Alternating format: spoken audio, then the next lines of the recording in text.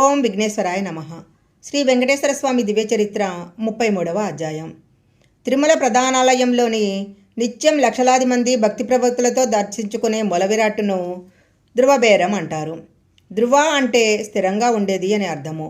ధ్రువబేరం అంటే నేలలో స్తంభం పాతుకున్నట్లు స్థిరంగా ఉండే విగ్రహమూర్తి.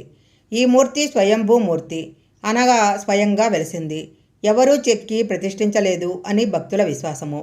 మూలవిరాటు అయిన ధ్రువబేరానికి తెల్లవారుజామున సుప్రభాత సేవ మొదలు అర్ధరాత్రి ఏకాంత సేవ వరకు రోజంతా ఆరాధనలు జరుగుతాయి. ఈ మూలవిరాట్టు సాలగ్రామమూర్తి. మూలమూర్తి శిరస్సు నుంచి పాదం వరకు 8 అడుగుల ఎత్తులో ఉంటుంది. వీరస్థానక పద్ధతిలో నిలబడి ఉన్న మూలవిరాట్ పక్కన శ్రీదేవి భూదేవి విగ్రహాలు ఉండవు.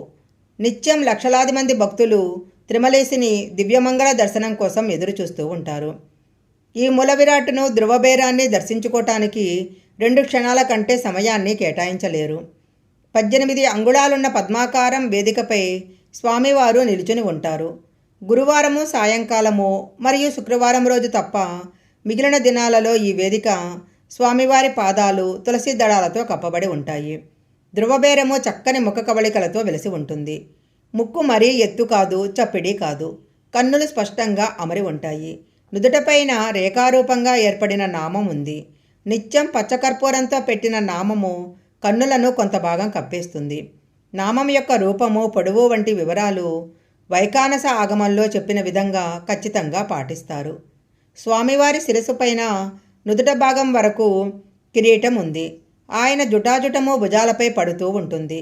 ఖచ్చితమైన కొలతలు తీసుకోనప్పటికీ స్వామివారి ఛాతీ వెడల్పు సుమారు 36 నుంచి 40 అంగుళాల మధ్యలోనూ, నడుము భాగము వెడల్పు 24 నుంచి 27 అంగుళాలలోనూ ఉంటుంది. స్వామివారి నడుము పైభాగము ఆచ్ఛాదనారహితంగా ఉంటుంది. ఆయన వక్షస్థలము కుడిభాగాన శ్రీ లక్ష్మీదేవి యొక్క రూపం ఉంది.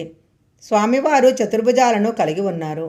పైకెత్తిన కుడి చేతిలో ఉన్న సుదర్శన చక్రము, ఎడమ చేతిలో ఉన్న పాంచజన్య శంఖము విగ్రహంలో భాగాలు కావు.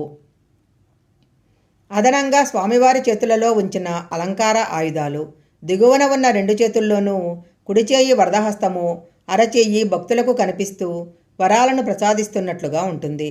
ఎడమ చెయ్యి కట్యావలంబిత ముద్రలో, అంటే నడుము వద్ద మడిచిన చెయ్యి, అరచేయి స్వామివారి వైపు ఉంటుంది. నడుము కింది భాగంలో స్వామివారు దోవతిని ధరించి ఉంటారు. 2 మోకాళ్ళు కొంచెం వంగినట్లుగా కనిపిస్తాయి. స్వామివారు భక్తుల రక్షణకు నడిచి రావటానికి సిద్ధంగా ఉన్నట్లుగా కనిపిస్తాయి.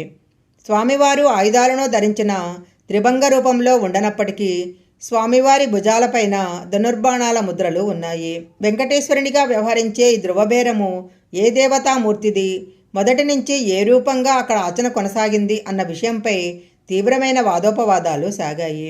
శ్రీ వెంకటేశ్వర స్వామి దివ్య చరిత్ర 33వ అధ్యాయం సంపూర్ణం.